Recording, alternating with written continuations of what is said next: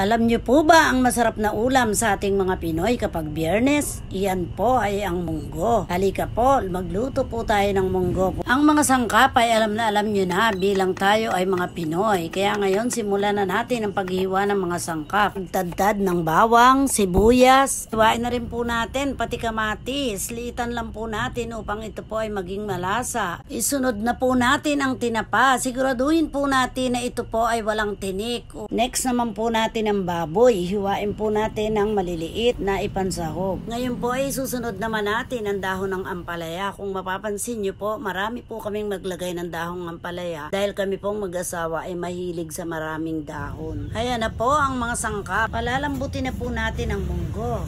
Ngayon po ay gigisa na po natin ang baboy.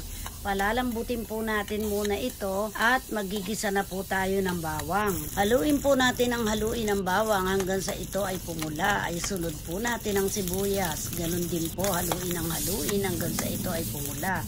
Ayan, kapag luto na po ang bawang at sibuyas, ihalo na po natin ang baboy at maya-maya isunod na po natin ang kamatis. Ayan, kapag luto na po, ilagay na po natin sa pinapakulo po nating munggo. Intayin po natin itong lumambot. Kapag kumulo na po, unti-unti na po nating ihulog ang mga natitirang sahog gaya ng tinapa, chicharon at ang dahon ng ampalaya. Ayan, halu-haluin po natin. At maya-maya po ay pwede na po natin itong ahunin. Ayan, luto na po ang ating perfect na ulam kapag Biyernes, ang munggo. Tsak, mapaparami na naman ang kain. Resked na naman ang diet, lalo na't maraming chicharon. Perfect ito sa mga matanda o bagets. Yung mga hindi mga mahilig sa karne ay may tinapa at chicharon. Kaya ugaliin na po nating magluto ng munggo kada Biyernes dahil ito na po ang pambansang ulam tuwing Biyernes. Kayo po sa tingin nyo, bakit kaya nakaugalian na ng mga Pinoy na magluto ng munggo kada Biyernes?